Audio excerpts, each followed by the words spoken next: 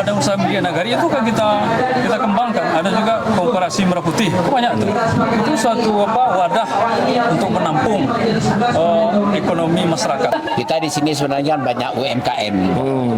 UMKM kita bisa tingkatkan, kita juga bisa kerjasama dengan pemerintah Kabupaten Solo, dan juga kita bisa carikan bapak angkat.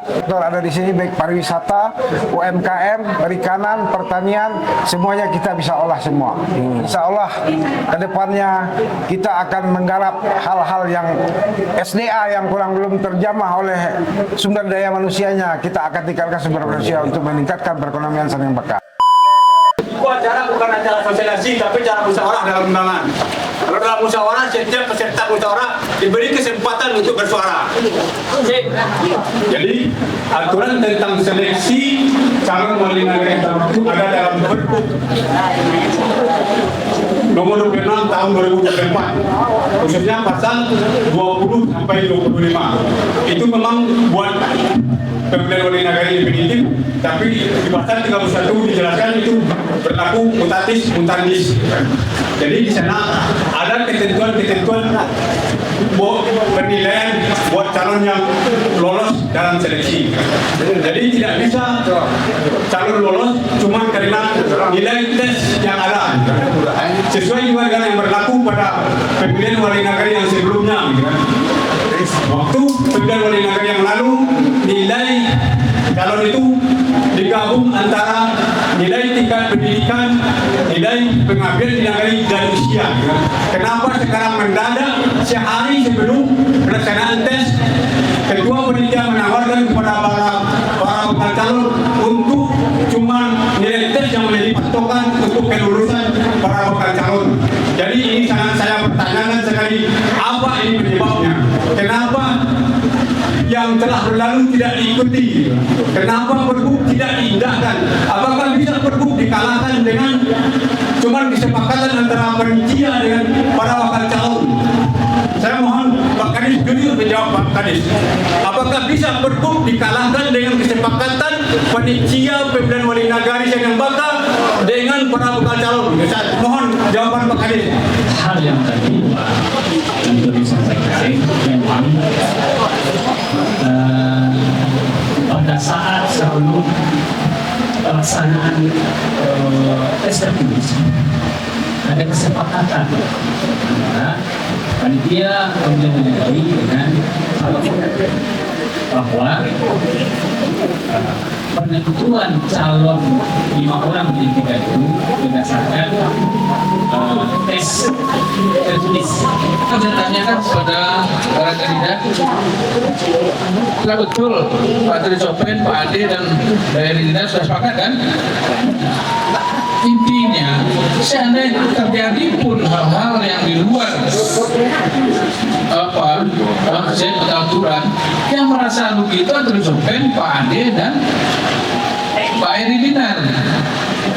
Artinya tentu delik aduan karena mereka sudah sepakat. Kesepakatan itu merupakan undang-undang bagi pembuatnya, lebih tinggi lagi. Sama saya dulu ngurus istri saya, Bu Fitria. Ya belum kita dewan di DPRD dari PAN, kan? Tapi bentuk konsekuensinya setelah dia duduk, kami minta PW karena saya pindah ke Sulawesi, dikasih mobil 1 dan uang. Nah, kita menunjukkan bahwa kita tidak butuh jabatan, dan dengan itulah saya mengalahkan waktu itu Profesor di daerah Didi, Pak. Profesor itu Pak, tapi dia profesor ekonomi. Pak, kesepakatan itu merupakan undang-undang bagi pembuatnya. Oh iya ya, silakan Bapak buka pasal 1320 KUH Perdata. Jadi saya rasa kok dirantang mungkin yang mau panjang ya, kita mau sedikit. Nah, jadi kalau berkaitan dengan masalah kesepakatan dan Pergub, itulah pendapat hukum saya. Saya serahkan kepada Ketua P2WN bagaimana memutuskan. Yang Bapak tadi, kalau bisa kesepakatan mengalahkan Pergub itu, kenapa kita bikin aja kesepakatan semua kelima calonnya kita loloskan saja dalam kompetisi? Kenyataannya kan tidak ada kesepakatan. Coba Itu kan bisa kita bikin. makanya saya kembali tadi. Iya, tapi nggak ada yang sepakat. Saya sudah perintahkan itu. Saya sudah perintahkan kepada Kadis DPMN, Pak, kalau bisa kelima calon yang harus disepakati lulus saja, Pak.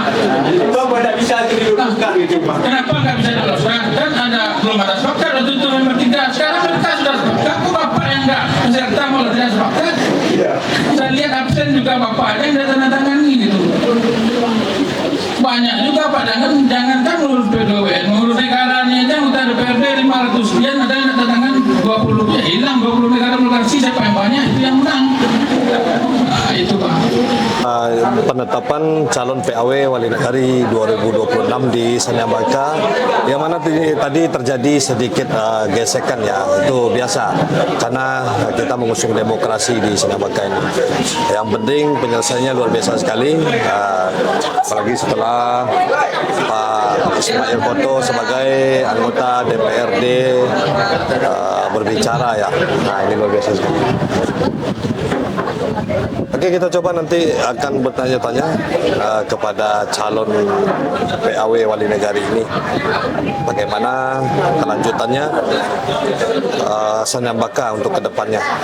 Oke, saksikan terus di Mulia Channel.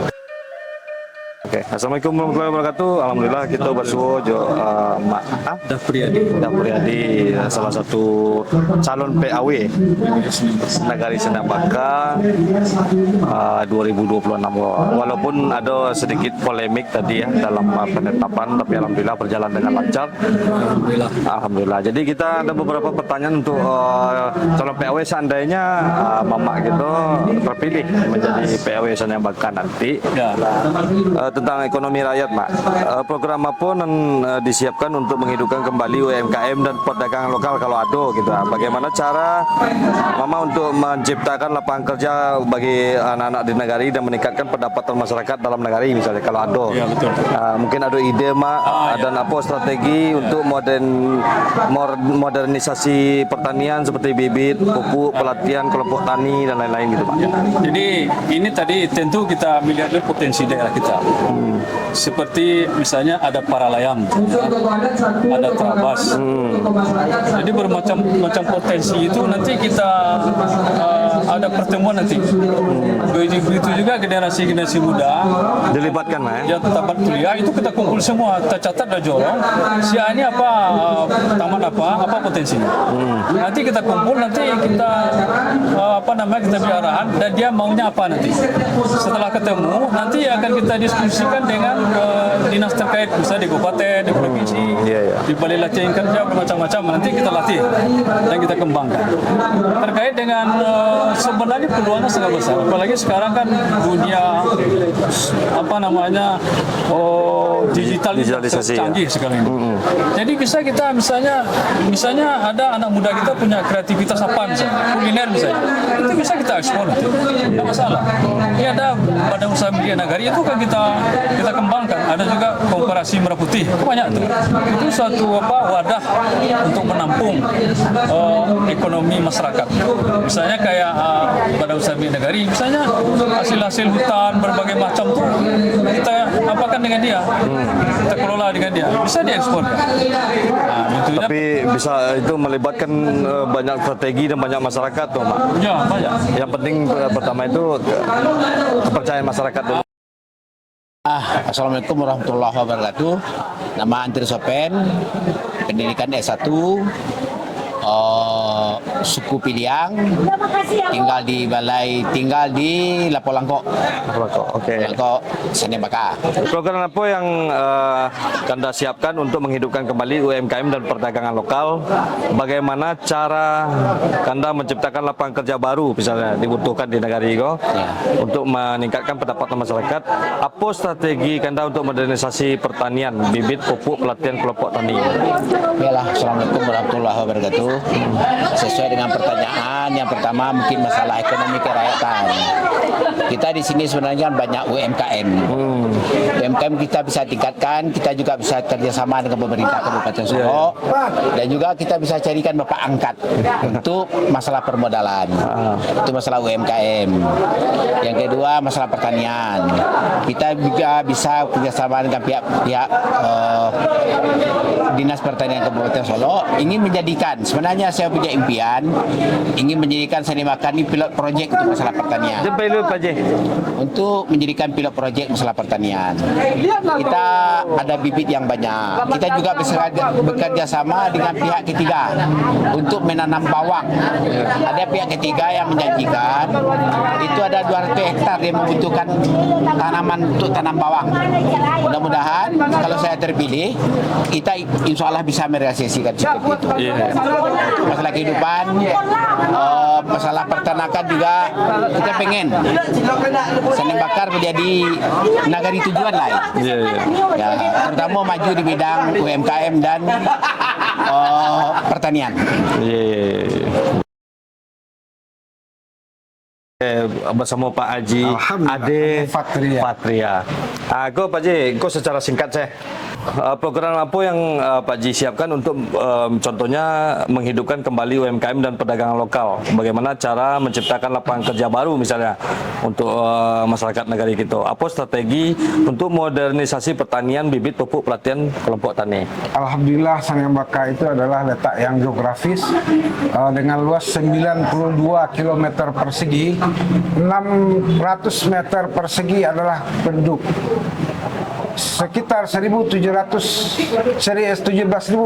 itu dikuasai oleh lahan pertanian, persawahan, perbukitan dan perikanan. Alhamdulillah banyak sektor, semua sektor ada di sini, baik pariwisata, UMKM, perikanan, pertanian, semuanya kita bisa olah semua. Insya Allah kedepannya kita akan menggarap hal-hal yang SDA yang belum terjamah oleh sumber daya manusianya, kita akan tingkatkan sumber manusia untuk meningkatkan perekonomian Sani Bakar. Bagaimana Kanda menjamin pemerintah negari berjalan transparan dan akuntabel? Apa mekanismenya untuk melibatkan masyarakat dalam pengambilan keputusan? Bagaimana cara mencegah praktik politik uang dan menjaga etika politik lokal? Insya Allah kita akan transparan. Kalau masalah anggaran nanti kita bisa pampangkan di depan. Kegiatan-kegiatan apa yang pernah dilakukan oleh wali nagari, kegiatan apa ke depannya akan dilakukan oleh nagari. Di sini juga ada fungsi BPN untuk bisa mengawasi apapun kegiatan negari, terutama tentang keuangan negari. Insya Allah masyarakat boleh untuk bisa melihat, menanyakan langsung boleh. Itu termasuk program andalan saya yang pertama, karena PAW ini cuma berjalan sekitar 1 tahun lebih kurang. Insya Allah yang utama sekali itu pembenahan pelayanan dalam kantor wali sendiri. Alhamdulillah kalau itu bisa berjalan baik, yaitu yang bekerja di staf wali negara itu harus orang yang berintegritas. Orang punya kepedulian terhadap negari, punya disiplin, punya tanggung jawab, punya keberanian, punya kejujuran, sederhana dan bertanggung jawab. Jadi ke depan kita akan bangun digitalisasi semua. Oh, digital ya. Jadi artinya kalau misalnya masyarakat belum yakin, silakan ketemu dengan Jorong, dengan perangkat negara atau dengan saya, dengan seandainya saya pilih.